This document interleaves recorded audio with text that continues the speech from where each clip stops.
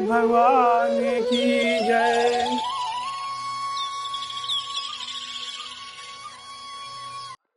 राम कौन है? रामचरितमानस का प्रश्न है। वैसे पूरे देश का प्रश्न है, राम कौन। सबसे पहले सती को संशय हुआ।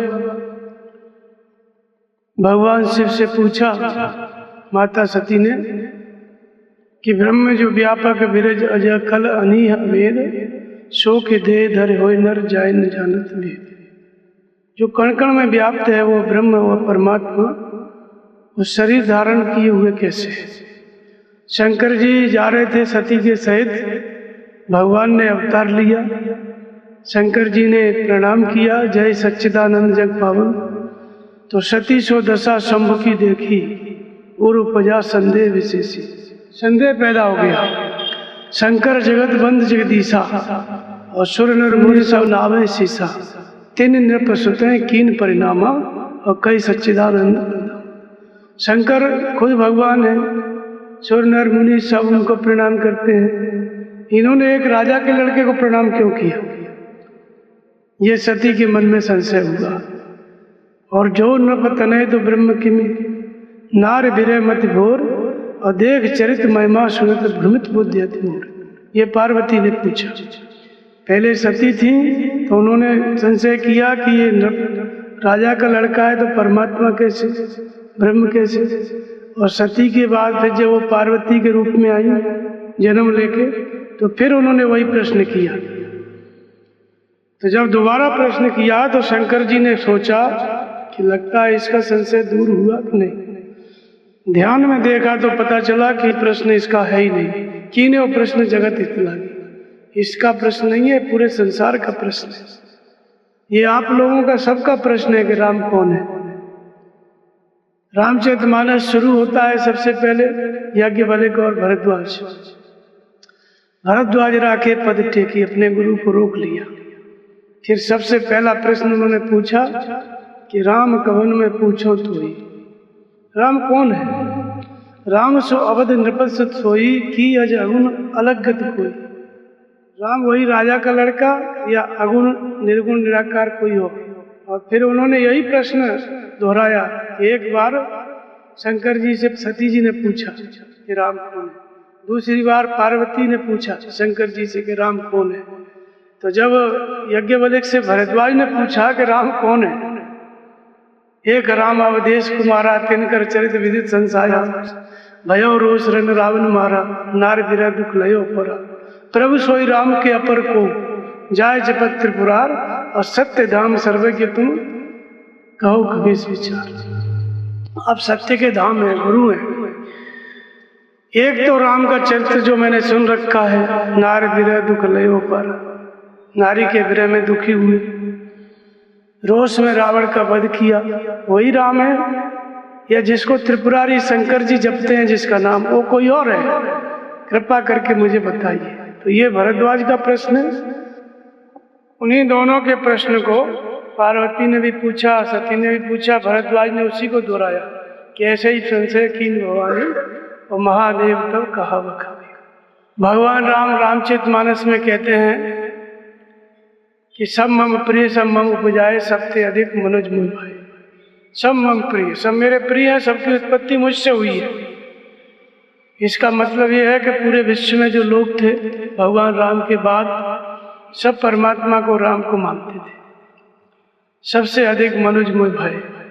तो सारा विश्व मानता था, फिर सिमटते सिमटते भारत में ही क्यों मानने लगे लोग, और भारत में भी थोड़े थे लोग। ऐसा कैसे हो गया? ऐसा इसलिए हुआ कि राम को न जानने के कारण लोग भटकते चले गए। आजकल भी प्रश्न उठता है, जब आप लोग पूजा करते हो, भगवान राम का मंदिर बना, तो कबीरपंथी कहते हैं हमारे 4 राम हैं। तुलसीदास जी का एक ही राम है। कबीरपंथी कहते हैं 4 राम हैं। एक राम घट घट में लेटा, कबीरदास ने लिखा है। एक राम घट घट में लेटा, एक राम दशरथ का बेटा, एक राम का सकल प्रसारा, एक राम सब जग से न्यारा। तो ये कबीरपंथियों के अनुसार राम 4 हैं, तुलसीदास जी के अनुसार राम 1 है। भगवान शिव भी कहते हैं एक है, सोई मम इष्ट देव रखुई। जो बाहर घूम रहा है और जो मेरे अंदर है दो अलग अलग नहीं, वो एक ही है। वो कैसे एक है इसी बात को समझाएंगे। और कबीर का भी, ये जो कबीर पंथियों ने भटक के चार बना लिया है ना, चार नहीं है, वो भी एक है। वो भी तुलसीदास जी की नकल, कबीर ने तुलसीदास जी की नकल की है। कबीर अलग से कुछ नहीं जानते। तो जो कुछ कबीर बीजक में जो कुछ ज्ञान है सब गीता का ही है। कबीर के पास भाषा अलग है। कबीर पढ़े लिखे न होने के कारण काशी में रहते थे तो वहाँ की भाषा में उन्होंने गा दिया, बाकी बात वही बताई जो रामायण और गीता में। तो कबीर बाहर जा ही नहीं सकते। कुछ लोग कहते हैं, रामपाल कहते हैं कबीर परमात्मा है। और कबीर क्या कहता है? रामपाली लोग कहते हैं कबीर परमात्मा है, फिर उसके बाद रामपाल को बना दिए। कबीर कहता है कि मैं कौन हूँ? कबीरा कबीरा का करे सो दो सकल शरीर, आशा तृष्णा बस करे सोई दास कबीर। कबीर कह रहे हैं क्या कबीर कबीर रट लगाए। कबीर कौन है? कबीर कौन है? कबीर कोई नहीं है। जो आशा तृष्णा को बस में कर लेता है ना, वही कबीर है। तो कबीरा कबीरा क्यों करे सो दो सकल शरीर। सकल शरीर माने बहुत से शरीर होने चाहिए, और है भी। एक शरीर तो आपको दिख रहा है, जैसे एक पेड़ है नहीं है इमली का। आज जब इमली लगती है, पक के गिरती है, तो कितने पेड़ बन सकते हैं? हजारों। नहीं बन सकते। इमली का फल लगने से पहले वो फल कहाँ था? इमली में था कि नहीं? और इमली में आने से पहले वो जमीन में था कि नहीं? तो ऐसे ही इस शरीर में अनंत शरीर है। तो अनंत शरीर को तीन भागों में महापुरुषों ने बांटा, स्थूल सूक्ष्म और कारण। स्थूल शरीर से आप लोग बैठे हो, कथा सुन रहे हो, सत्संग सुन रहे हो। सूक्ष्म शरीर से आप सुन रहे हो, स्थूल शरीर कान से सुन रहे हो। सूक्ष्म शरीर माने मन बुद्धि चित्त अहंकार, जिससे ध्यान दे रहे हो, पकड़ रहे हो। और कारण शरीर मतलब इन दोनों का जो कारण है, इसके दोनों के जो पीछे है परमात्मा की वह शक्ति जिसको परा कहते हैं, प्रकृति परा प्रकृति कहते हैं। जीव रूप परा प्रकृति जिसको कहा गया, चेतन कहा गया, जिसमें सारा कुछ किया धरा ना स्टोर रहता है, संस्कारों के रूप में संग्रह रहता है। वो जो संस्कार है या परा प्रकृति है या अव्यक्त प्रकृति है या चेतन रूपी जो प्रकृति है, भगवान कहते हैं मैं ही चेतन रूपी बीज से पिता हूँ। तो जो चेतन प्रकृति है वो कारण शरीर है। उसी को चेतन प्रकृति, परा प्रकृति, जीव कुछ भी कह लो, ये सारा जो कुछ हम करते हैं शरीर से मन से वहीं जाके इकट्ठा होता है। फिर जन्म लेते हैं तो फिर उसी का भुगतान भोगते हैं। तो ये तीन शरीर हैं। कबीर कहते हैं कि इन तीनों शरीरों पर विजय पालो, फिर तुम भी कबीर हो जाओगे। पहले स्थूल शरीर से साधना समझो, भजन समझो, फिर नाम का जप करो। हमने भी राम नाम का जप किया, और जब नाम जपा तो फिर मन को स्थिर किया। सूक्ष्म मन स्थिर हुआ तो सारे संस्कार जो थे कारण शरीर, नाम जपते जपते जब कारण शरीर भी समाप्त हो गया, तीनों पे विजय हो गया। अब इस शरीर के रहते रहते हम मुक्त हो गए, कबीर हो गए, काया के वीर। कबीर माने काया का विजेता, जिसको अब जन्म नहीं लेना। तो कबीर कहता है कि हम कबीर, वैसे तुम भी कबीर। कबीर परमात्मा नहीं है, कबीर संत है। फिर कबीर एक जगह और कहते हैं कबीर कौन है? तो कहते हैं कबीरा कुत्ता राम का, मुद्दिया मेरा नाम, बंधी राम की जेवरी, जित खींचे तुझ जाओ। कबीर परमात्मा नहीं है, कबीर परमात्मा के कुत्ते हैं, राम के कुत्ते हैं। कबीर खुद कह रहे हैं कबीरा कुत्ता राम का। राम की रस्सी गले में बंधी हुई है, जिधर राम खींचते हैं उधर ही मैं चल जाऊं। तो कबीर कौन है? भगवान के कुत्ते। भगवान का कुत्ता होना बड़ी बात है, छोटी बात नहीं है। एक कुत्ता वफादार होता है ना स्वामी का, ऐसे कबीर ने अपने मन और इंद्रियों को संयमित कर लिया, भगवान के इशारे पे चलने लगे। राम की रस्सी से, राम की रस्सी ये वाली रस्सी नहीं, अदृश्य रस्सी होती है। परमात्मा भी अदृश्य है, उसकी रस्सी भी अदृश्य है। तो कौन सी रस्सी होती है जिसपे कबीर बंधा है? तो कहते हैं शब्द डोर गए उतरे पार, शब्द रूपी रस्सी। शब्द मतलब स माने वो परमात्मा, बद माने बोलना। भगवान जो बोल रहा है अंदर से, कबीर के अंदर, सबके अंदर बोलता है, बस उसके मार्गदर्शन में कबीर चलता है। इसलिए कबीरा कुत्ता राम। जैसे भगवान बताते हैं वैसे ही कबीर जाता है, चलता है, वैसे ही भजन करता है, वैसे ही उठता बैठता है, वैसे ही खाता पीता है। और जो इस अवस्था में चला जाएगा वही राम का कुत्ता होगा, कबीर हो गए, ऐसी बात नहीं। आप में से कोई भी इस अवस्था में आ जाएगा कि राम के इशारे पे चलने लगे, हृदय से भगवान बताएं और पढ़ाएं और हम समझे और चलें। तो ये राम का कुत्ता है कबीर। तो कबीरा कुत्ता राम का मोतिया मेरा नाम, बंधी राम की जेवरी जित खींचे चिचो। राम की रस्सी से बंधा हुआ। तो कबीर परमात्मा नहीं, कबीर संत है और राम गले में राम की रस्सी बंधी हुई है, राम खींच रहे हैं, उनको लेके चल रहे हैं। ये कबीर की स्थिति है। तो कबीर पंथी जो बना देते हैं परमात्मा, वो सब भ्रमित है, उन्हें पता ही नहीं है कबीर क्या है। कबीर तो संत है, तुलसीदास जी भी संत है। जो बात तुलसीदास ने बताई वही बात कबीरदास ने बताई, अलग अलग कुछ नहीं है। तो कबीर पंथियों ने 4 राम बना लिए। कबीर का राम तो एक ही है, तुलसी का राम तो एक ही है, अलग अलग नहीं है। तो इसी बात का उत्तर देने के लिए भगवान शंकर कहते हैं, पार्वती को समझाते हैं। पार्वती कहती है तुम पुन राम राम दिन रात राम राम राम जपते हो, कौन है राम? तो कहते हैं वो मेरा इष्ट है, सोई मम इष्ट देव रघुवीर, वो मेरे हृदय में रहता है। सेवत जाय सदा मंदिर, मुनि और धीर लोग उसका ही ध्यान करते हैं। तो शंकर भगवान ने पार्वती को समझाते हुए बहुत सी बात बताई। पहले बताया कि जगत प्रकाश प्रकाशक राम, ये जगत जिससे प्रकाशित होता है, इसको लाइट देने वाला कौन है? परमात्मा है, राम है। लाइट का मतलब जिस वजह से आप समझते हो ये अच्छा है ये बुरा है, जो ज्ञान आपको होता है वो प्रकाश, सूर्य वाला प्रकाश नहीं, ज्ञान का प्रकाश। तो संसार में जो कुछ ज्ञान आपको हो रहा है जीने खाने में, वो सब भगवान की उपस्थिति से है। जैसे लाइट जल रही है, चाहे आप कथा सुनो चाहे गाना सुनो, कोई मतलब नहीं, तो लाइट तो जल रही है। तो ऐसे ही भगवान का शरीर में प्रकाश है, चेतना का प्रतिबिंब है। ईश्वर अंश जीव अविनाशी, भगवान का अंश है जीवात्मा, उसकी उपस्थिति से प्रकाश मिल रहा है, शक्ति मिल रही है। अच्छा करो चाहे बुरा करो, ऐसे ही परमात्मा इस तरह का प्रकाश कर रहा है, न कि उजेरा दे रहा है कहीं। फिर इसके बाद फिर भगवान शंकर कहते हैं कि विषय करण सुर जीव समेता सकल एकते एक सचेता, सबकर परम प्रकाशक जेही और राम अनाद अवध से।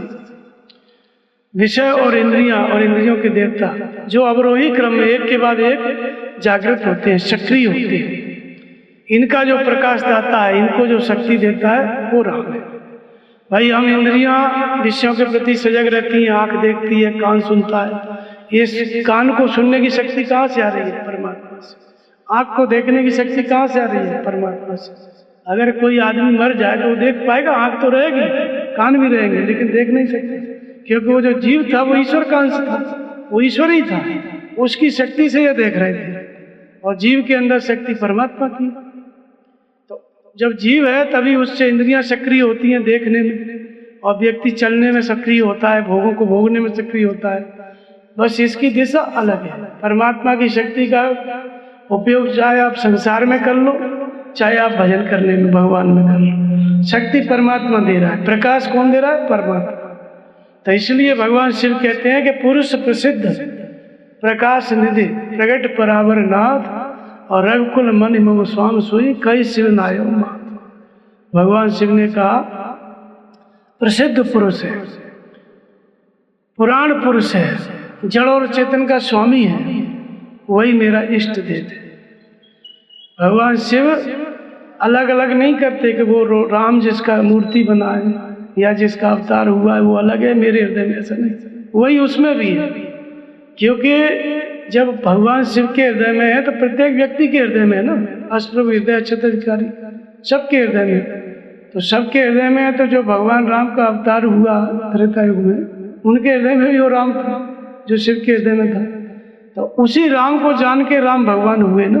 पहले से परमात्मा हृदय में था, उसको पा करके, उसको जान करके राम परमात्मा हुए। तो वो और वो एक ही है, अलग अलग नहीं है।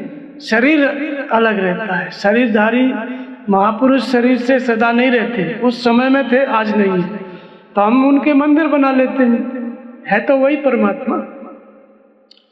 तो इस तरह से भगवान शिव समझाते हैं। पार्वती ने बहुत से प्रश्न किए। भगवान ने कहा कि कहाँ सुने या साधम नर ग्रसिज मोह पिशाच पाखंडी हरि पद में को जाने झूठी साच।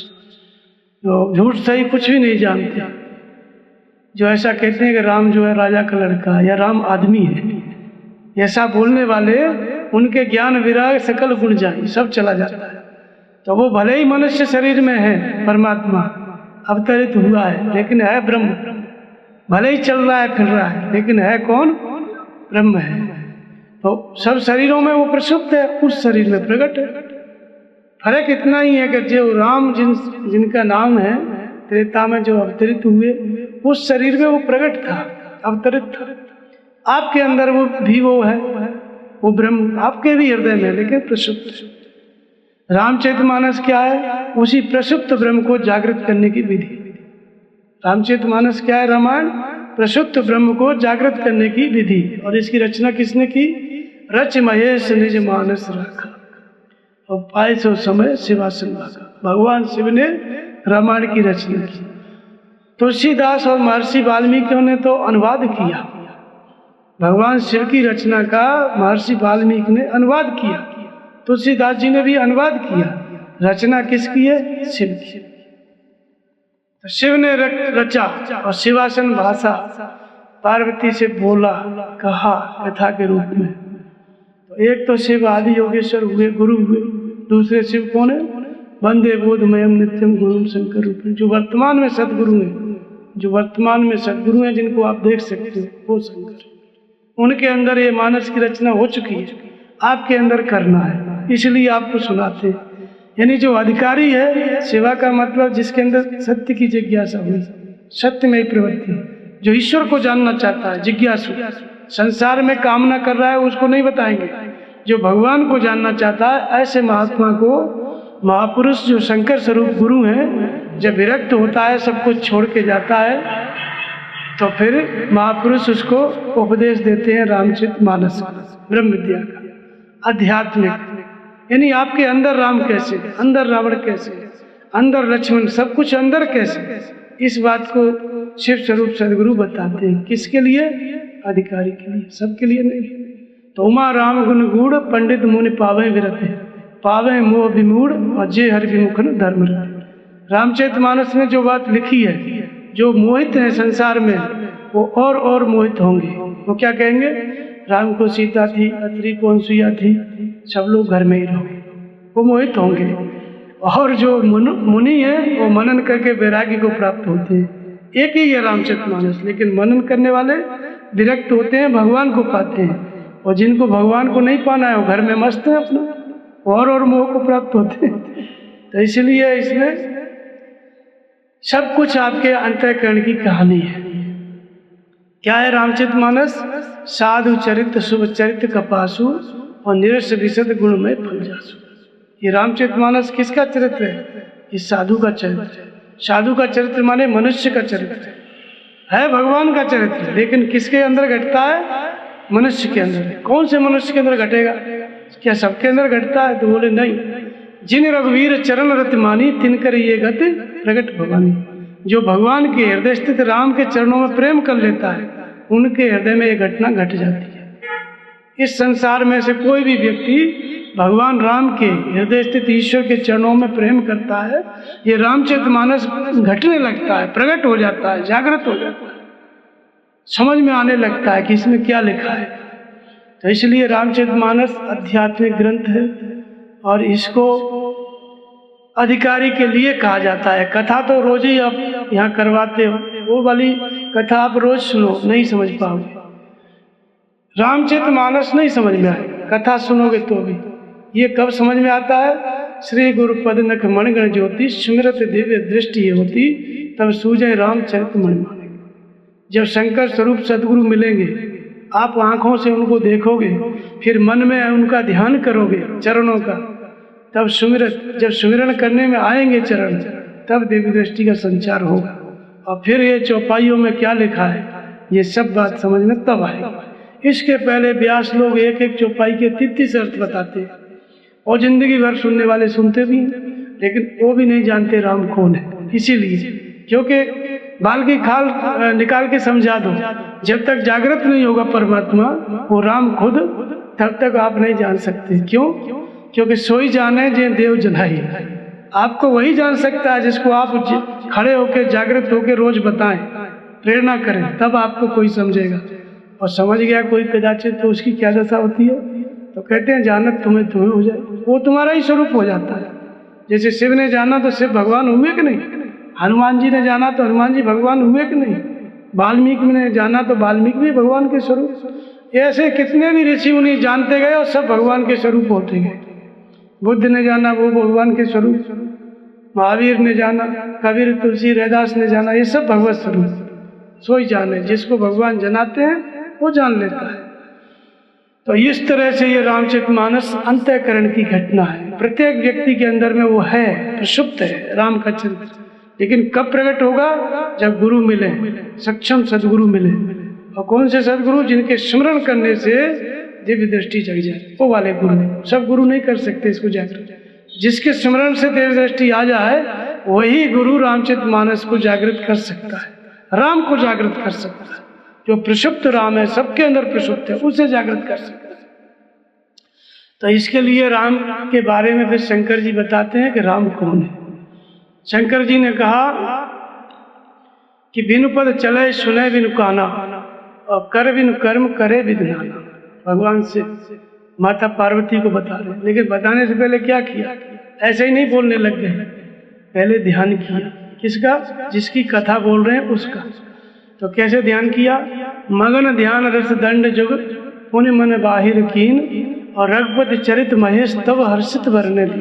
पहले ध्यान किया, फिर वर्णन किया। जब ध्यान किया तो क्या आया उनके अंदर?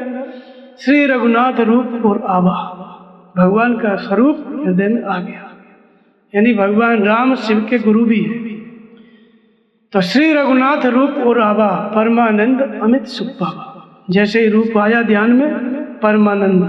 परमानंद का मतलब है जिससे बढ़ के कुछ भी नहीं, ऐसा आनंद। तो ध्यान में भगवान का स्वरूप आ गया, जिनकी कथा कहनी है। शिव कौन है? गुरु है, सदगुरु है। ध्यान किसका? परमात्मा का। परमात्मा का रूप आया, फिर भीतर रूप आ गया तो बाहर बोलने लगे तो भगवान ही बोलता है रूप आने के बाद। ऐसे तो जो कुछ पढ़ा लिखा है याद करके बोल दो, वो नहीं। जब महापुरुष होते हैं वो भगवान की प्रेरणा से ही सत्संग भी करते हैं, बताते हैं। तो भगवान का रूप आ गया, तब माता पार्वती जी के बारे में सोचा कि इन्होंने क्यों पूछा। पार्वती ने पूछा कि मेरी बुद्धि भ्रमित है, नार विरह मति भोर, देख चरित महिमा सुना, और भ्रमित बुद्धि अति मोर। राम के बारे में रामायण में जो महिमा बताई है उसको सुनने से और नीचे चरित्र देखने से, जो चरित्र इनके अयोध्या में जन्म हुआ, सीता से विवाह हुआ, राक्षसों का संहार किया, ये जो चरित्र है इनको देखने से मेरे मन में भ्रम हो गया कि ये ब्रह्म कैसे, जो चलता फिरता आदमी है वो कैसे ब्रह्म है। कृपा करके आप मुझे बताइए कि राम कौन है। तो इसी प्रश्न के उत्तर में भगवान शिव माता पार्वती को बताते हैं। बताने से पहले उनके बारे में ध्यान से जानते हैं कि इसका प्रश्न है कि किसका प्रश्न है। तो पार्वती के बारे में जब जानना चाहा ध्यान करके, तो भगवान ने बताया कि इसका प्रश्न नहीं है, ये तो पूरी जनता का प्रश्न है, पूरे संसार का प्रश्न है। संसार के लोग ही नहीं जानते कि राम कौन है। तब फिर कहा, शंकर जी ने कहा कि कीने वो प्रश्न जगत हित लागी। तुमने संसार के हित के लिए प्रश्न किया है, तुम तो जान चुकी हो कि राम कौन है। एक जन्म लेना पड़ा इसी के लिए, जानने के लिए। तो जान चुकी हो तपस्या करके कि राम कौन है, लेकिन प्रश्न संसार के लिए किया है ताकि जगत का कल्याण हो, लोग इसको समझें और फिर राम के विषय में भ्रमित ना हो। जैसे भ्रमित है कबीरपंथी, वैसे भ्रमित ना हो। तो शंकर जी फिर स्पष्ट करते हैं कि राम क्या है, राम का स्वरूप क्या है। तो बताते हैं कि बिनु पद चले सुने बिनु काना, कर बिनु कर्म करे विधनाना, आनंद रहित सकल रस होगी, और बिन वाणी वक्ता बढ़ जोगी।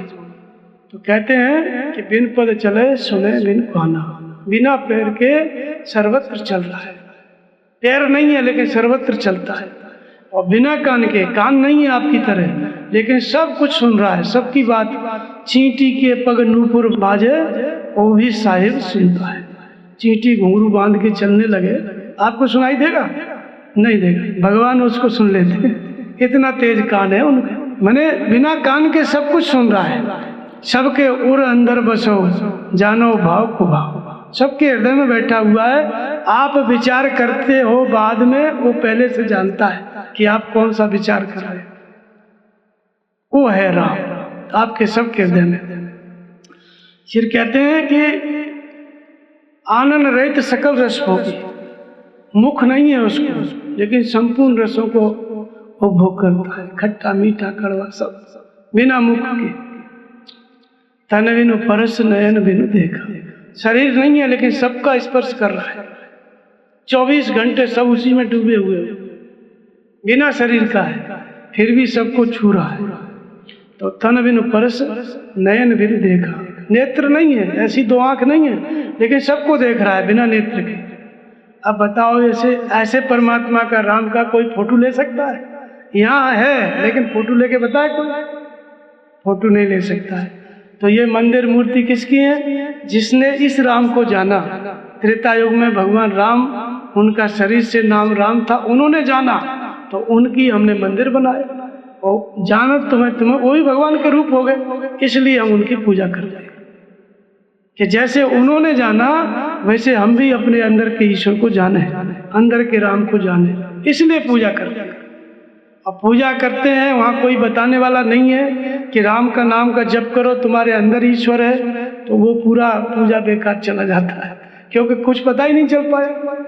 तो रामायण में भगवान राम खुद कहते हैं कि मैं कहाँ हूँ। भगवान शिव ने उनके बारे में सब स्पष्ट किया है कि मेरा इष्ट है राम, वो जो नीचे है और जो मेरे हृदय में वो एक ही है, मेरा वही इष्ट है, इसलिए मैंने प्रणाम किया है।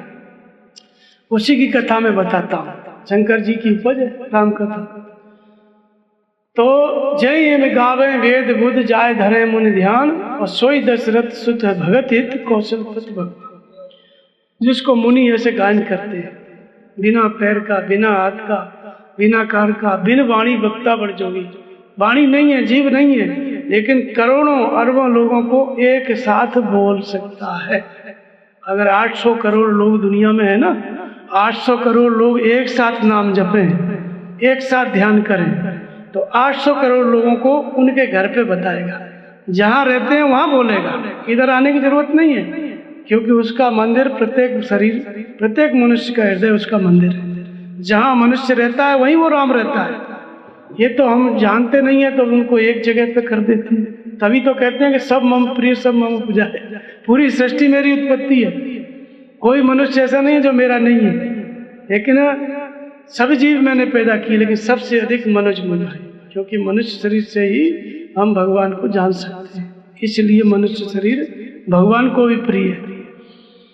तो इस तरह से कहते हैं कि सोई दशरथ सुत, वेद गायन करते हैं लेकिन वो बिना हाथ का, बिना पैर का, बिना कान का सब कुछ काम कर रहा है, और वही दशरथ का लड़का है। अब यही प्रश्न है कि वो दशरथ का लड़का कैसे हुआ, दशरथ का पुत्र कैसे हुआ। तो इसके लिए आप देखेंगे पार्वती ने फिर एक और प्रश्न किया कि निर्गुण ब्रह्म सगुण बहुधारी, वो वाली बात ही बताओ कि निर्गुण ब्रह्म सगुण कैसे हो गया, ये सब मुझे बताओ। तो भगवान शिव ने ये बताया कि वही दशरथ का लड़का है। अब प्रश्न उठता है कि दशरथ का लड़का कैसे हुआ, उसकी कथा आती है। क्या आती है? जब पृथ्वी व्याकुल हुई, देवताओं के पास गई, देवता मिलके ब्रह्मा के पास गए। ब्रह्मा जी ने सब जान लिया कि सब परेशान है रावण के आतंक से।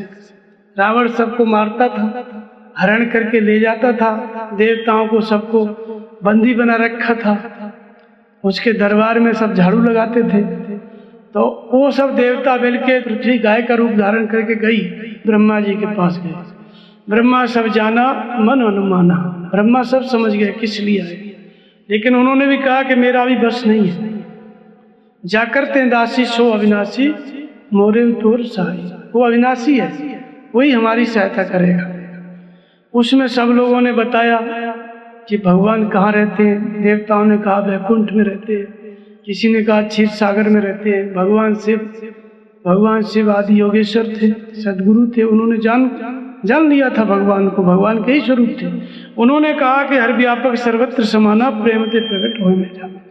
भगवान सर्वत्र समान रूप से व्याप्त है। जिसको राम कहते हैं उसी को हरि कहते हैं, क्योंकि सर्वस्व का हरण करता है। ऐसा नहीं समझना कि राम विष्णु के अवतार है। विष्णु और ब्रह्मा और शंकर करोड़ों उत्पन्न होते और विलीन होते उस परमात्मा से। तो कहते हैं भगवान शिव कहते हैं कि वही दशरथ का पुत्र है और वही जो है कण कण में व्याप्त है, वही ब्रह्म है, वही लड़का है, वही ब्रह्म, दोनों एक ही है। तो दशरथ पुत्र होने के लिए जो विधि वो यही बताई कि देवता लोग गए, फिर पृथ्वी गाय का रूप धारण की और इसके बाद ब्रह्मा जी ने पूछा, शंकर जी ने बताया सर्वत्र व्याप्त है। तो प्रार्थना किया सबने, जब प्रार्थना किया मिलके तो आकाशवाणी हुई। आकाशवाणी ने क्या कहा कि जन डरपो मन सिद्ध सुरेशा, तुम्हें लाग धरियो नरवेशा, अनशन सहित लइयो अवतारा, करियो दिनकर वंश सुधारा। मैं अवतार लूंगा, अंशों के सहित लूंगा, डरो मत, जाओ सब बंदर का शरीर धारण करके फिर मुझसे मिलना, लंका में जरूरत पड़ेगी। सब देवताओं को बोल के भगवान की आकाशवाणी देके चले गए। अब आगे क्या होता है, दशरथ पुत्र होना है ना, तो दशरथ के चौथापन आ गया, कोई लड़का नहीं, वृद्धावस्था आ गई, 3 रानियां, कोई बाल बच्चे नहीं। एक बार भूपति मन माही, भई ग्लानि मोरे सुत नाई। उनके अंदर ग्लानि हुई कि लड़का नहीं है। लड़का नहीं है तो गुरुजी के पास गए, वशिष्ठ के पास। वशिष्ठ ने कहा कि कोई बात नहीं, यज्ञ कराते हैं, लड़का हो जाएगा। श्रृंगी ऋषि को बुलाए, यज्ञ कराए और फिर लड़के हुए 4, राम लक्ष्मण भरत। इस तरह से उनको लड़का हुआ दशरथ। अब यही कहानी है, ये बात है जिसको विस्तार से हम बताएंगे कि दशरथ पुत्र कैसे होता है राम। तो राम तो सबके घट घट में है, हृदय में है, व्यापक ब्रह्म एक अविनाशी, सत्य चेतन घन आनंद राशि, अष्टप्रभु हृदय अक्षत अधिकारी।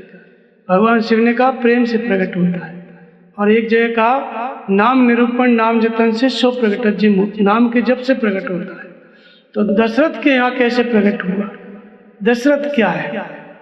हमारा सबका शरीर है, इसमें 10 इंद्रियां हैं। आँख हैं 2, कान है 2, नासिका छिद्र 2 और त्वचा है, उत्सर्जन विसर्जन, हाथ और पैर, ये 10 इंद्रियां हैं। 10 इंद्रियों से हम लोग संसार में जुड़े हुए हैं।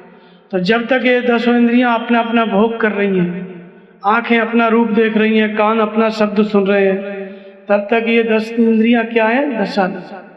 दशानन है। तो ये शरीर क्या है? ये लंका है। और इसमें किसका राज्य है? निशाचरों का। कौन से निशाचर? मोह रूपी रावण। मोह का मतलब जानते हो? ये पुत्र मेरा, ये घर मेरा, ये गाड़ी मेरी, सब कुछ मेरा, तुम्हारा कुछ नहीं, सब मेरा। जब तक ये भावना रहती है तो ये क्या है? मोह। और इसी मोह को कहा गया है कि मोह सकल व्याधिन कर मूला। ये मोह संपूर्ण व्याधियों का मूल है। वही है पुत्र प्राण के घाती। जब भजन करने लगो तो सबसे पहला चित्र किसका आएगा?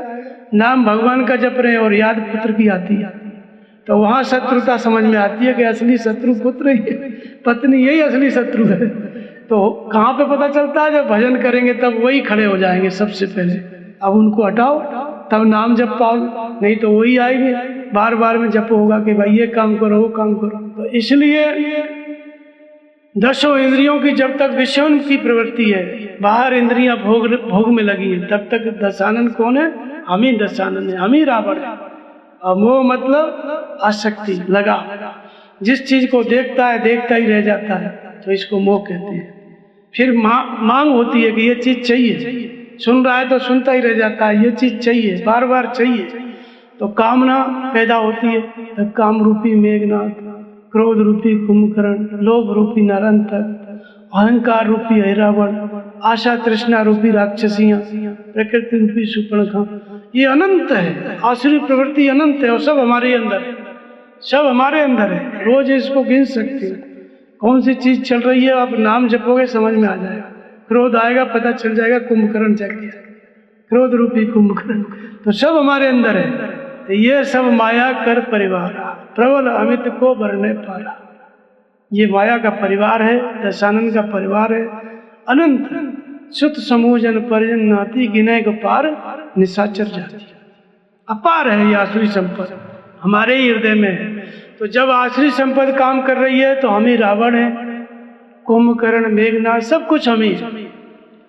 अब हमें प्रकट कौन करना है? राम। प्रकट कौन करना है? राम। और राम किसके लड़के हैं? दशरथ के। तो दशरथ बनना पड़ेगा। सबसे पहले क्या बनना पड़ेगा? दशरथ। तो आदमी सब जगह भटकता है, देवी देवता, तीर्थ व्रत, सब अनेक प्रकार के महात्माओं के पास भी जाएगा, जो ब्रह्मा की स्थिति वाले हैं उनके पास भी जाएगा, लेकिन वो भी जागृत नहीं कर सकते। जब सद्गुरु मिलेंगे शिव स्वरूप, वो उपाय बताएंगे, लेकिन उपाय सुनने के बाद जो अपना गुरु है, ज्ञान रूपी वशिष्ठ, जिसके वश में इष्ट है, वो गुरु जब हमें मिलेगा, हमारा गुरु जिसके वश में इष्ट है, यानी भगवान है, जो 24 घंटे भगवान के मार्गदर्शन में चलता, उठता, बैठता, जीता, खाता, पीता, सब कुछ भगवान के निर्देशन में करता है। ऐसा महापुरुष कौन है? वशिष्ठ। उनके द्वारा हमको क्या मिलेगा? ज्ञान। कौन सा ज्ञान मिलेगा? नाम कैसे जपना है, ध्यान कैसे करना है, ये वाला ज्ञान मिलेगा। श्रद्धा कैसे स्थिर करनी है परमात्मा में, हृदय के ईश्वर में। जब ज्ञान मिल गया तो ज्ञान रूपी वशिष्ठ। और फिर वशिष्ठ ने भेजा श्रृंगी ऋषि के पास। श्रृंगी ऋषि कौन है? श्रृंगी ऋषि का मतलब होता है श्वास प्रश्वास का जप। तो यज्ञ नाम जप यज्ञोस्मि, जहाँ जप यज्ञ जोग मुन करेंगे। भगवान की उत्पत्ति यज्ञ से हुई ना, और यज्ञ श्रृंगी ऋषि ने कराया। तो श्रृंगी ऋषि का मतलब होता है श्वास का जप। तो भगवान कैसे प्रकट होता है? नाम निरूपण नाम यतन से सो प्रकट जी, नाम के जप से प्रकट होगा। नाम का जप 4 प्रकार से किया जाता है। वैखरी मध्यमा पश्यंती परा, जिससे भगवान प्रकट होता है, वो वाला नाम का जप। और दशरथ के यहाँ प्रकट होगा। दशरथ कौन है? दशों इंद्रियों की निरोधमयी प्रवृत्ति, दशों इंद्रियों का वो जीतने वाली प्रवृत्ति, संयम करने वाली प्रवृत्ति। संयम संसार में नहीं होगा। जिन प्रति लाभ लोभ अधिकारी, अगर एक इच्छा पूरी हो गई तो दूसरी इच्छा के लिए प्लान हो जाएगा, वहाँ नहीं होगा। वो तो संयम तभी हो सकता है जब वैराग्य हो। तो दशों इंद्रियों की निरोधमयी वृत्ति क्या है? दशरथ। तो दशों इंद्रियों के निरोध के साथ हम किसके पास जाते हैं? गुरु के पास जाते हैं, या गुरु हमारे पास आते हैं। दोनों में से कोई भी चीज हो सकती है। फिर जब हम समर्पित होते हैं तो गुरु बताते हैं कि नाम कैसे जपना है। तो नाम 4 प्रकार से जपा जाता है। वैखरी मध्यमा पश्यंती परा। वैखरी से जप रहे हो, बोलना, बोल करके, जैसे राम राम राम राम। ओम का जप करते हो तो ओम ओम ओम। कभी ओम कभी राम ऐसा मत करना, दोनों का अर्थ एक ही है। ओम इत्येकाक्षरम ब्रह्म। ओम माने वो परमात्मा, अहम माने आप स्वयं, जिसका निवास आपके हृदय में है, उसका नाम ओम है। वो ब्रह्म का संबोधन है।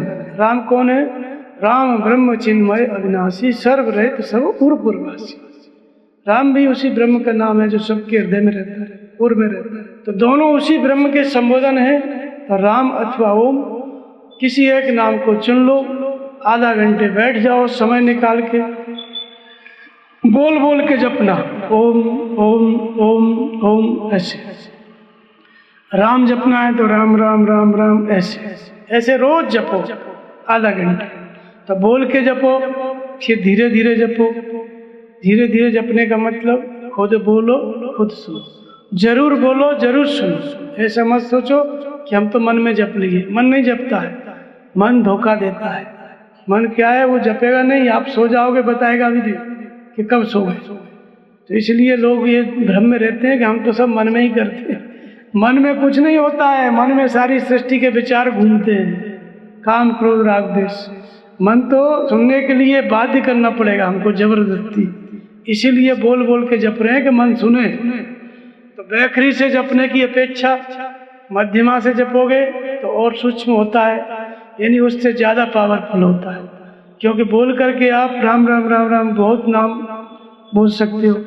धीरे धीरे और इससे भी मन ज़्यादा लगेगा, क्योंकि आवाज़ निकल रही है तो कान सुनेंगे, कान सुनेंगे तब मन सुनेगा। और धीरे धीरे बोलोगे तो मन को सुनने के लिए वहाँ लाना पड़ेगा। जैसे होठ हल रहा है तो मन को ध्यान देना पड़ेगा कि हम जप रहे हैं कि नहीं जप रहे। तो ये भी नाम का जप मध्यमा से। और तीसरा श्वास के द्वारा, श्वास प्रश्वास, इसी को प्राणायाम कहते हैं, प्राण अपान। तो गीता में कहा गया स्पर्श कृत्वा बहिर्वायांश चक्षुश्चैवांतरे भ्रो प्राणापान समायुक्ता नासाभ्यंतर चारण। नासिका के अंदर विचरण करने वाला प्राण और अपान, जो श्वास अंदर जाती है उसको प्राण कहते हैं, बाहर आती है उसको अपान कहते हैं। भगवान कहते हैं कि इसको सम करो, स्थिर करो। कैसे करना है? नाम जप के। तो नाम बैखरी से जपा, मध्यमा से जपा और तीसरी श्रेणी में आए तो पश्चंती से जपा। पश्च माने देखना। किसको देखना? श्वास को देखना। ये श्वास जो है बाहर संसार में जुड़ी हुई है, भीतर परमात्मा से। ऐसे ही ये शरीर भी है, इसी शरीर से आप संसार में भोग रहे हो। इसी शरीर से भजन करोगे, तपस्या, तो भगवान हो जाओगे, भगवान को पालोगे। तो यही शरीर से नरक जा सकते हो, इसी शरीर से स्वर्ग जा सकते हो, इसी शरीर से मुक्त हो सकते हो भोगों से। तो ये शरीर और श्वास ये भगवान से अंदर जुड़ा है, बाहर संसार से। तो इसलिए निरंजन माला घट में फिरे दिन रात। दिन रात 24 घंटे ये श्वास चलती है, 24 घंटे चलती है। श्वास बंद हो जाएगी तो क्या होगा? पता है क्या होता है? भीतर श्वास चली गई और बाहर न निकली तो क्या हुआ? मर गया। दो न संसार न परमात्मा, दोनों गायब, आगे कुछ नहीं, फिर पता ही नहीं चलता। तो नाम वही है, अब श्वास से जपना है। इसी श्वास को श्रृंगी ऋषि कहा गया। श्रृंगी ऋषि ने यज्ञ कराया ना, तो श्वास का जप क्या है? वही श्रृंगी ऋषि है। तो श्रृंगी ऋषि ने यज्ञ कराया तो भगवान का जन्म हुआ। तो श्वास प्रश्वास का जप जब हम करने लगते हैं तो नाम जपते जपते श्वास अंदर गई तो राम, बाहर आई तो राम। महसूस करना, बोलना नहीं है, होठ बंद रखना है, श्वास को सुनना है। किससे? सूरत से, मन से सुनना है।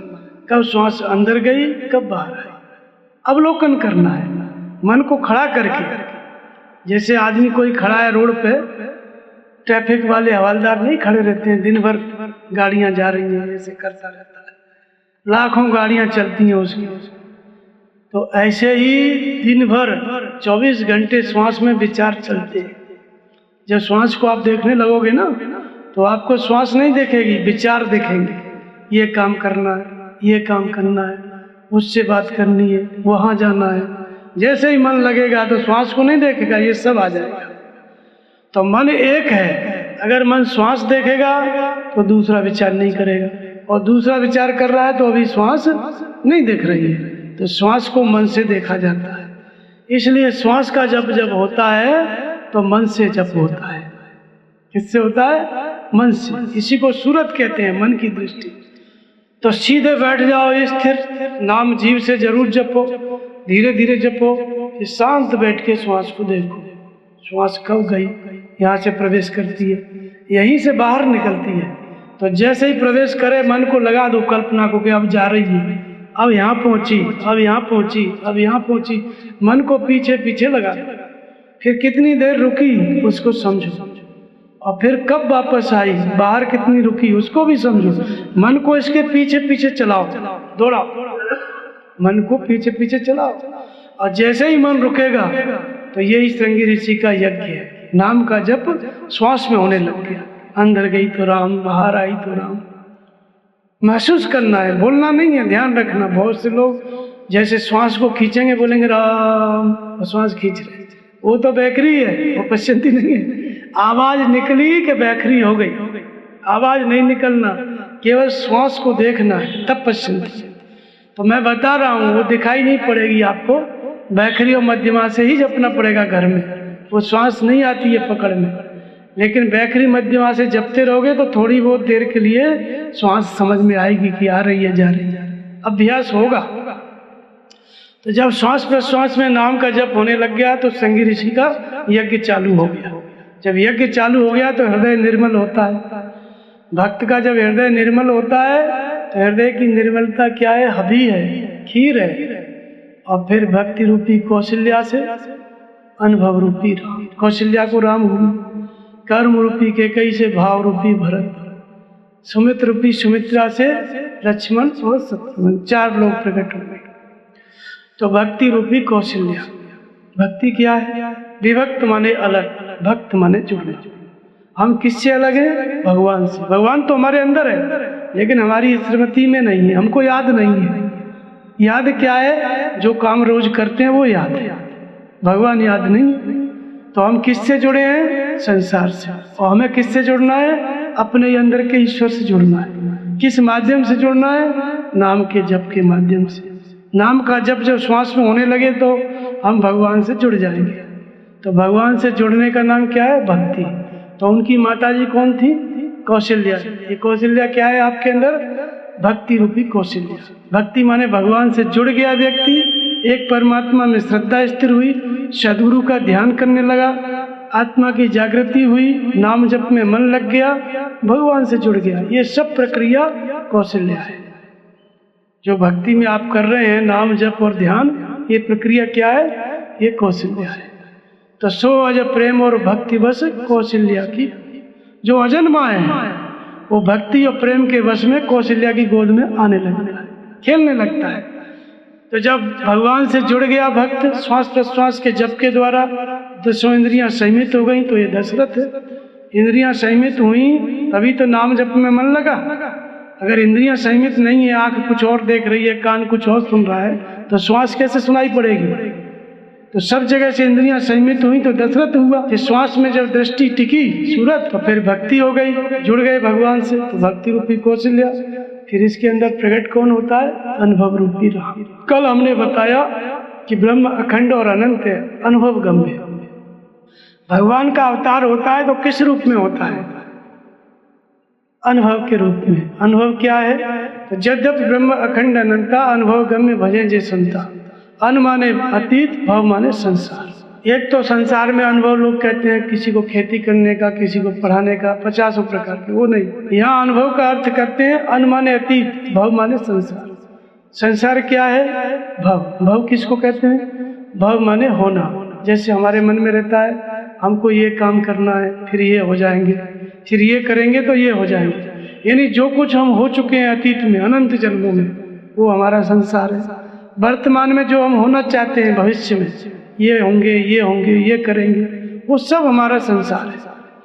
तो जब आप हो जाओगे तो जन्म लोगे, जो कामना है वैसा होगे तो पैदा होना पड़ेगा ना।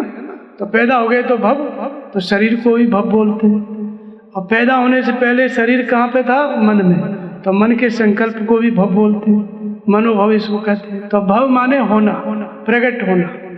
तो इस प्रकट होने से पहले इसको समाप्त कर दे, उस जागृति को राम कहते हैं।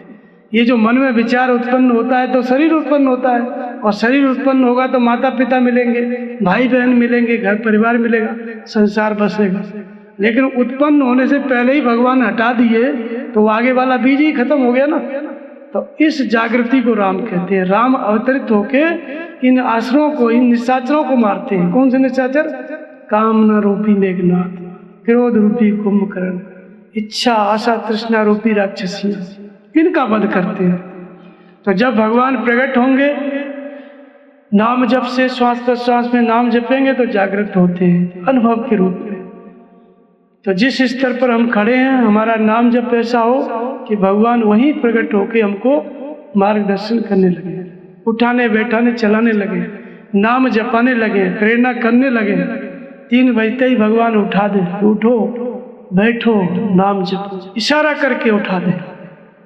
इस जागृति को क्या कहा गया? राम का अवतार।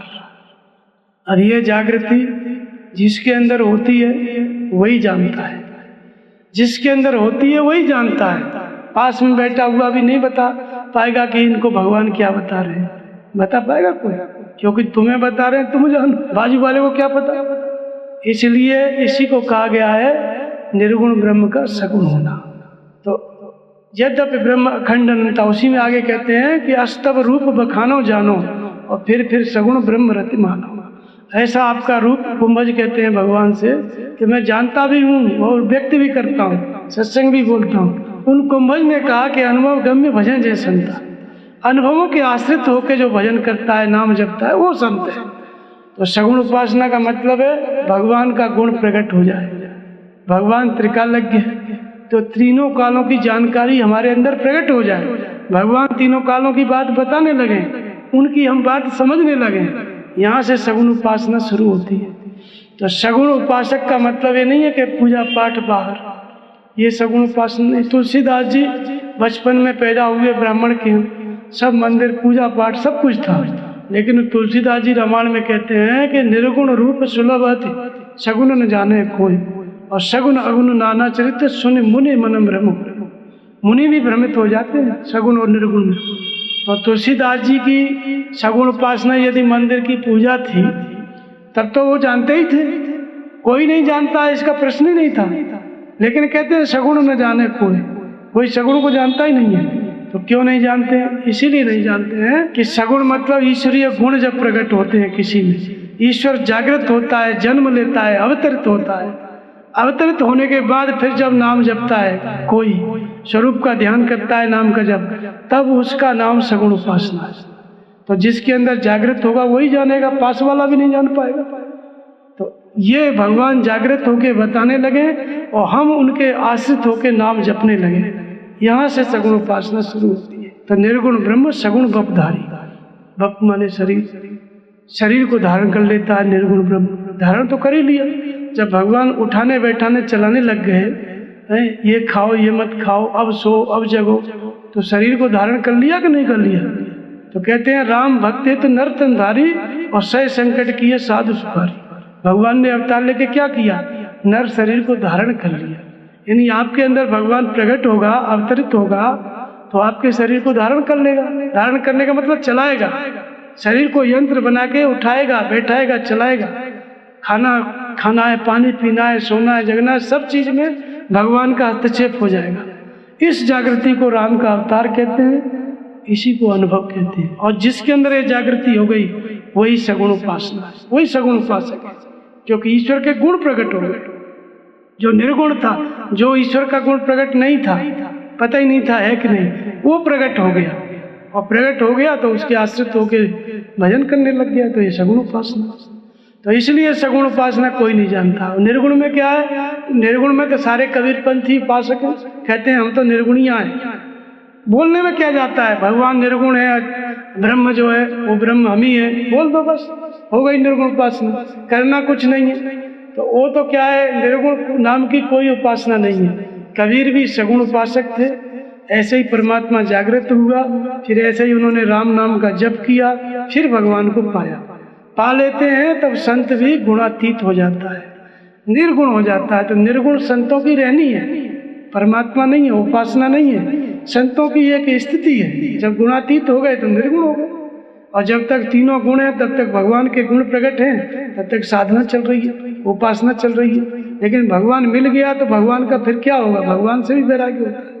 भगवत्ता मिल गई, भगवान मिल गया तो भजन चिंतन बंद सब, फिर निर्गुण हो गए, गुणातीत हो गए, सब गुणों से ऊपर उठ गया। तो निर्गुण क्या है? संतों की रहनी है, परमात्मा का स्वरूप है, उपासना नहीं है। उपासना जब भी शुरू होगी सगुण से, भगवान जागृत होके ही भजन कराएगा, उसका नाम सगुण उपासना है। तो यही जब दसों इंद्रियों का निरोध हुआ, संयम हुआ, संयम होने से पहले, प्रकट होने के पहले भगवान कहाँ था? हृदय में। तो कबीर क्या कहता है? एक राम घट घट में लेटा। तुलसीदास जी भी वही हृदय अच्युताधिकारी। जैसे कबीर कहता है कि घट घट में लेटा है, उसी बात को तुलसीदास कहते हैं कि अष्टभेद अच्युताधिकारी। फिर कबीर कहता है कि दशरथ का बेटा, उसी को तुलसीदास जी कहते हैं कि नाम निरूपण नाम यतन से सो प्रकट जी, वो प्रकट होता है किसके यहाँ? दशरथ के यहाँ। तो दशों इंद्रियों का जो भी संयम करेगा वही दशरथ, जो भी जितेंद्रिय होगा वही दशरथ। तो इंद्रियों को जीता कि भगवान प्रकट हुए, तो दशरथ का बेटा। बेटे का काम क्या है? बाप जो है बुजुर्ग हो जाता है तो बेटा बड़ा हो गया तो उसको कहता है भाई अब तू संभाल, अब अपनी गृहस्थी देख। उसको भी बहू आ गई, बेटा को सब कुछ हो गया, तो बाप एक कोने में बैठ जाएगा चुपचाप, और उसको बैठ जाना चाहिए। अगर नहीं बैठे हैं ऐसे बाप जो हस्तक्षेप करते हैं तो उपद्रवी हैं, ठीक नहीं है। उनको काम सौंप के बोले एक जगह कोने में बैठ के भजन करना चाहिए, बीच में टांग नहीं अड़ाना चाहिए 60 साल के बाद, नहीं तो फिर क्या है, बेइज्जती होगी, कोई मतलब नहीं है। वो लोग सुनेंगे ही नहीं, बाप बहू बेटे कोई नहीं सुनेंगे। इसलिए नाम अपना जपो ताकि इज्जत मिले। कोना पकड़ लो, घर का कोना तखाते, बीच में मत बैठो कुर्सी डाल के। हाँ, नहीं तो कहेंगे कि यहीं बैठता है ये बूढ़ा, डोकरा यहीं बैठा रहता है, बस साइड में भी नहीं हटता। यही होता है ना। तो एक साइड पकड़ लो, नाम का जप करो तो इज्जत मिलेगी, नहीं तो नहीं मिलेगी। तो तुलसीदास जी कहते हैं कि दशरथ का बेटा हो गया, कबीर भी कहते हैं दशरथ का बेटा।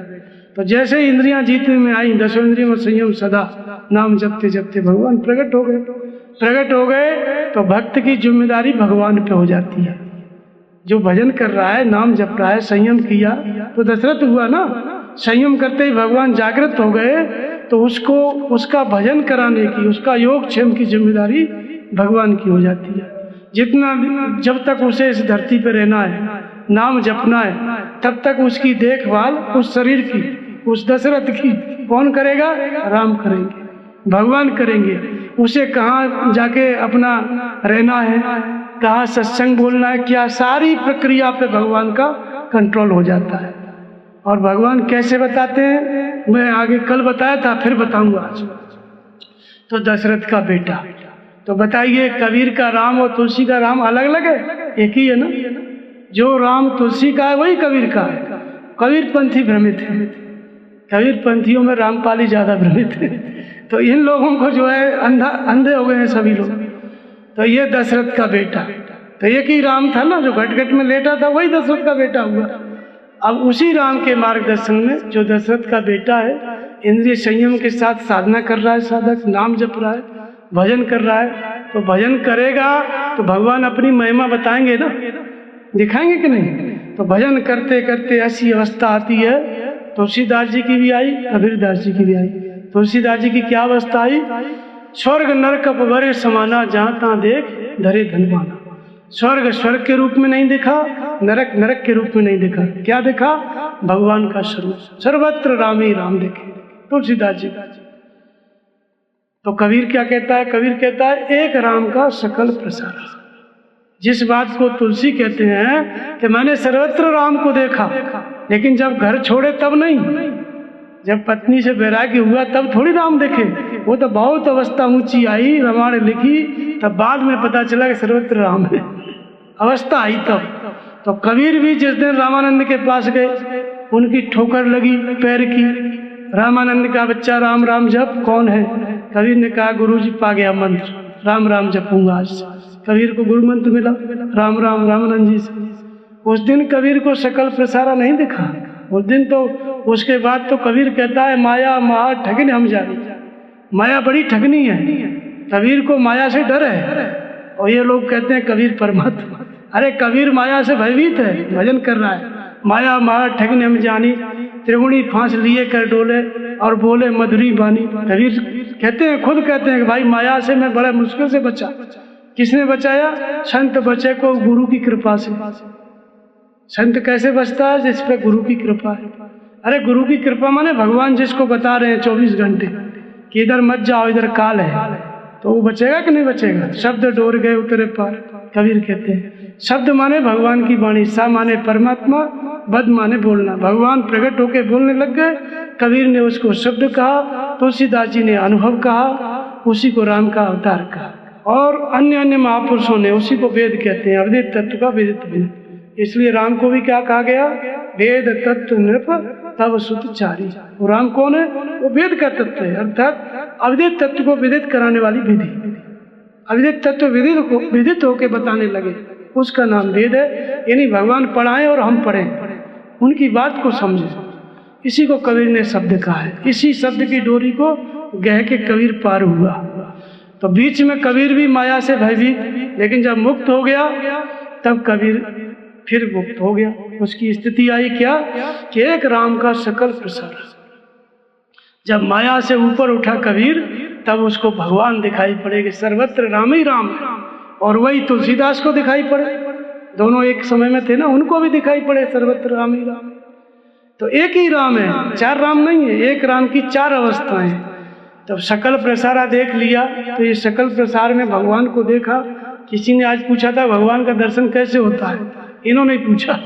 अब ऐसे होता है, कबीर देख रहे हैं सकल प्रसारा, देख रहे हैं कि नहीं? यहाँ नहीं होता है, खोपड़ी में नहीं होता है, तो चमड़ी खोपड़ी, इधर क्या होने वाला है? कुछ नहीं होने वाला है। ये शरीर में थोड़ी, सर्वत्र भगवान देखते हैं।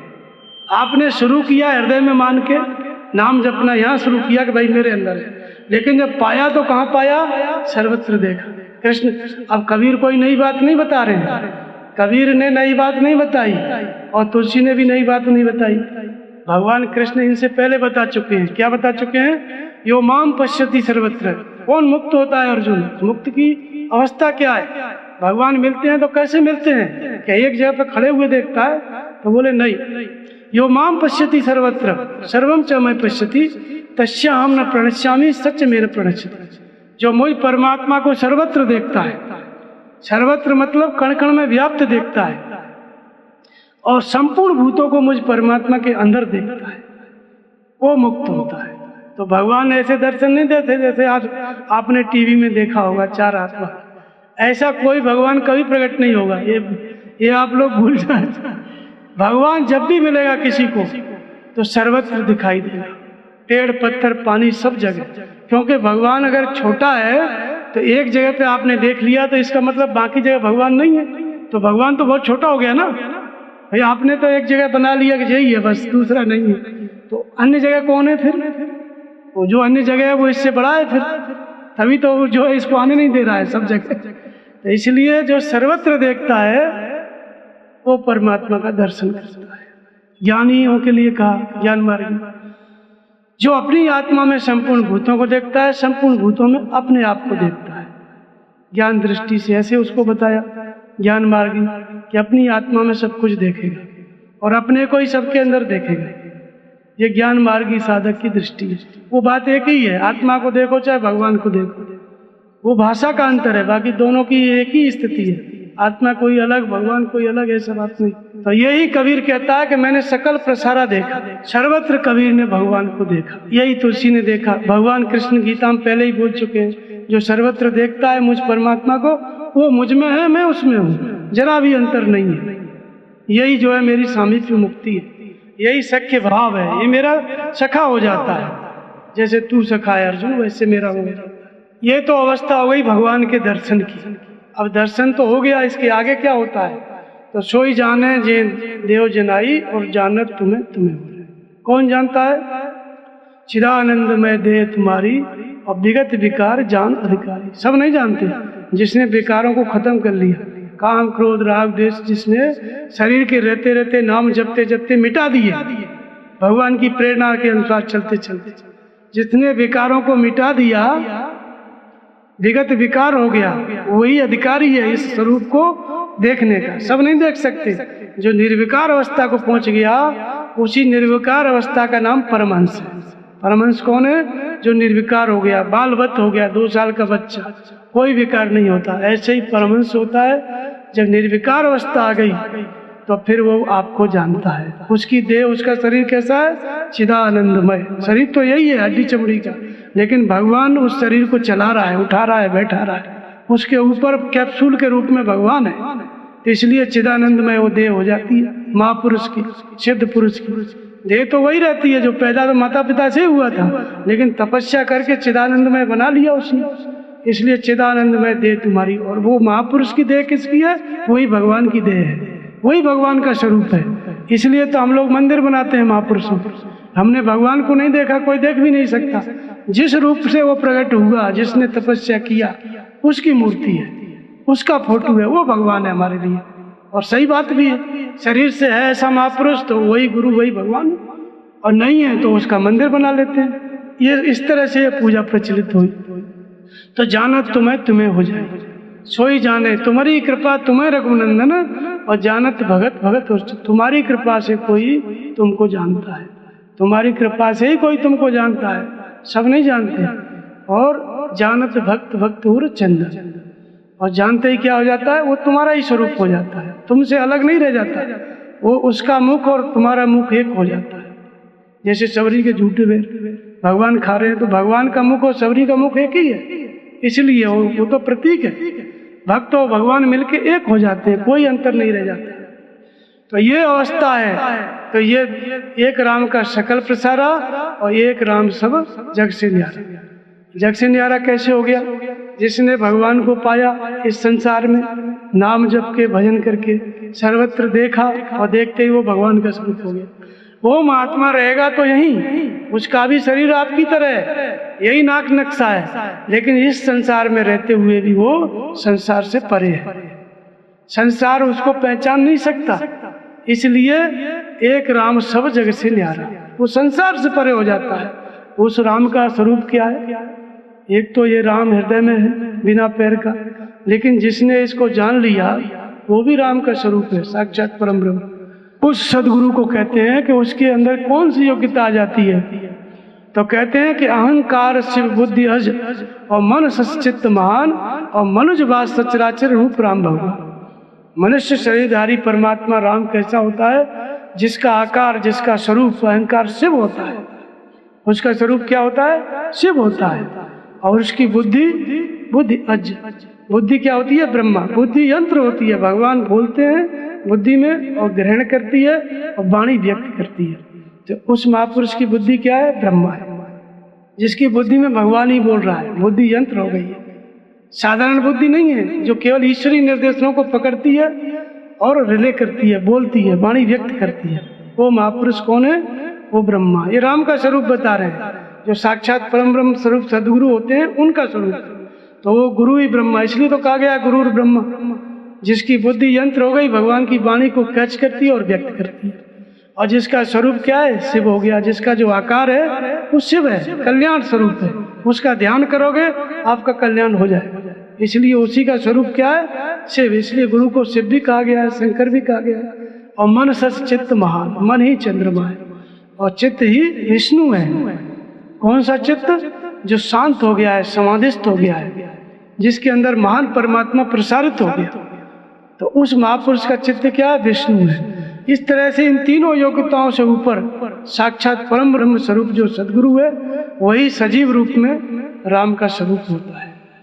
वही साक्षात परम ब्रह्म, वही राम का स्वरूप होता है। क्योंकि निर्गुण ब्रह्म उसमें सगुण हो गया है, प्रकट हो गया है। किस रूप में? मन बुद्धि चित्त सबको भगवान ने धारण कर लिया। मन को भी, मन चंद्रमा है, भगवान से संयुक्त हो गया तो चंद्रमा हो गया। शरीर को धारण कर लिया, संपूर्ण विकार समाप्त कर दिए।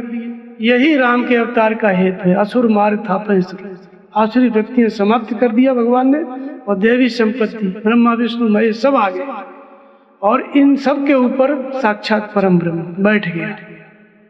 तो इस संसार में ऐसा महापुरुष जो भी है वो भगवान राम का स्वरूप है।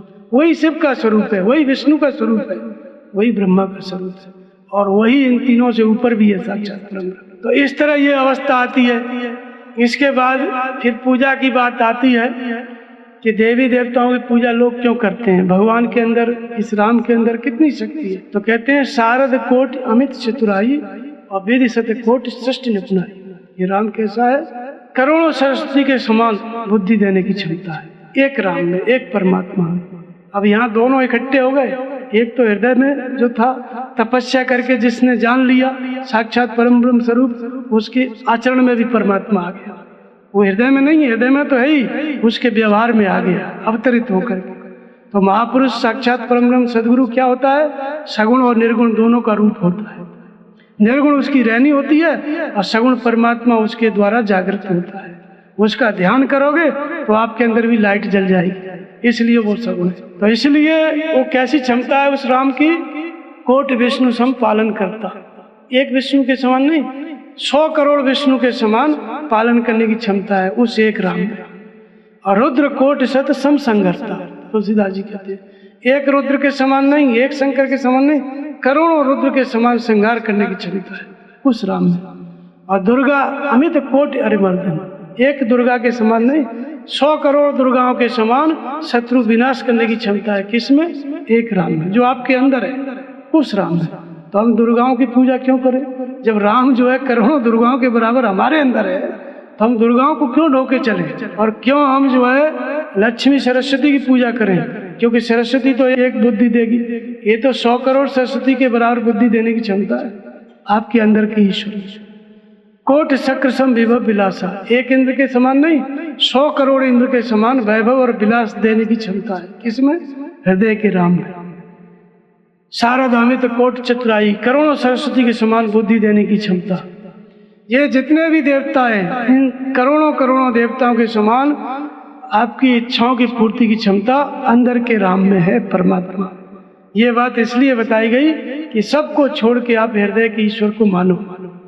बाहर जो महापुरुष हुए हैं रामकृष्ण, उनके मंदिर हैं, वहाँ आप पूजा करो तो भगवान से मांगो कि हमें भगवान की प्राप्ति करनी है। आपका स्वरूप कहाँ है, हमें मिले।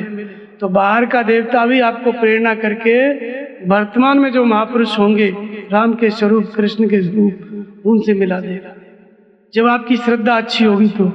और श्रद्धा अच्छी नहीं है तो कामना की पूर्ति करते रहो, कोई नहीं मिला कभी भी। तो मंदिरों में से भी जो छट जाता है, भगवान को मानता है, वही मंदिर वाला भगवान उसको सही भगवान के पास पहुंचा देता है। लेकिन कामना करते रहोगे तो कभी नहीं पहुंचोगे। तो इस तरह से ये राम का स्वरूप बताया। और किसी की पूजने की आवश्यकता नहीं, अपने अंदर वाले भगवान को मानो। बाहर भी किसी को मानते हो तो वहां से भी यही मांगो कि भगवान आप किस रूप में हैं, हमें आपका दर्शन हो जाए। संसार में आप किस रूप में हैं, हम आंखों से आपको देख लें। जब आपने देख लिया तो साक्षात परम ब्रह्म होता है गुरु, उसका ध्यान करो और नाम का जप करो।